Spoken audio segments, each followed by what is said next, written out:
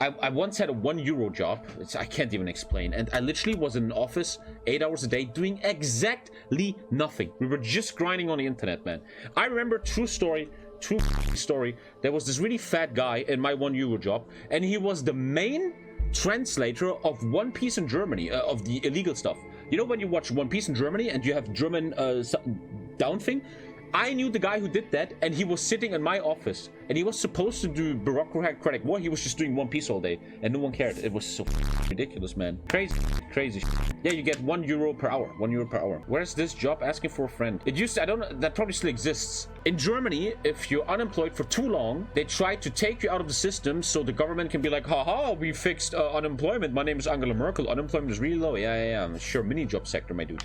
What happens is, they take you, and they give you a €1 job. It's the dumbest job in the world. You do nothing. My dad does that once a year. My dad, unemployed for 10 years now. You go to a wood cutting workshop, and they give you a piece of wood and say you have 1 month to make something out of this wood. And my dad made like a fucking corkscrew or something, right? And he gets €1 an hour, which is you work up to €240 a month. And I used to have that. When I came back from the army, I had €5,000 on my bank account, and I was like, bro, I'm rich. I have 5K. But my parents were, that was so weird, man. The fucking German government, the biggest joke ever. And I was still living with them. Tommy, I didn't have a job because I was waiting for university, and I had 5K. Under German law, because both my parents were jobless, we are a union, a Bedarfsgemeinschaft in Germany. We are a union of need. A union of need has to be seen as one. So I will never forget this. I was so devastated, man. It really hurt my ego, man, because I always felt like I was an HOI4 kid, right? I was like, I'm better than others. A work agency of Germany gave me a call and said,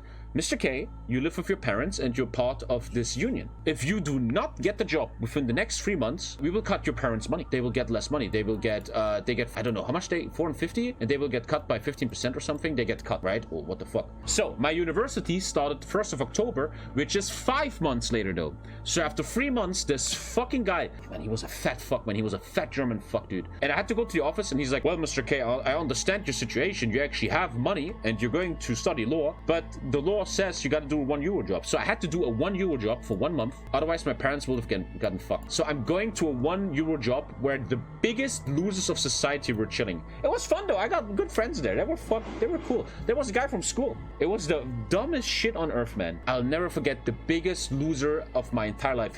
I can show him on the internet, but I'm not gonna. What happens is you are in a big room with 10 PCs, and they just put these people there, the €1 job guys, and leave them alone for 8 hours. Once a month, a woman comes in and is like, hello guys, I am here to help you. How about you guys make a nice campaign? You guys are gonna make graphics for the festivities of the city party, yeah. And dude, you have the 10 dumbest people ever, just like, we're just watching anime, go away please, right? And here's the biggest loser I've ever known. There was this building, okay, a government building where all these people were, and there was a woman who was leading this building, rich, a lot of money, right? She had a son.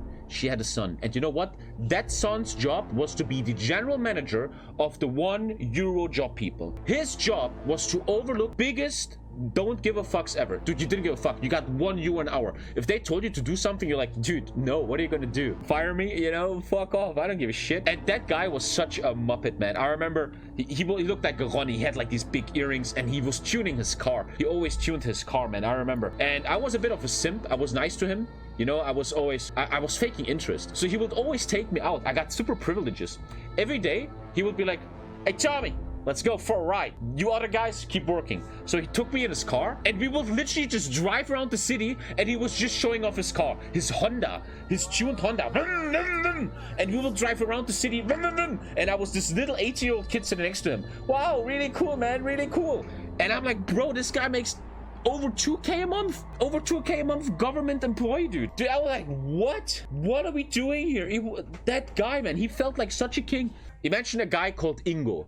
That's how he looked like, man. What a fucking... his fucking car. Anyway, that was that story. Normie Cap Tommy has randomly visited you. It's time to click the video.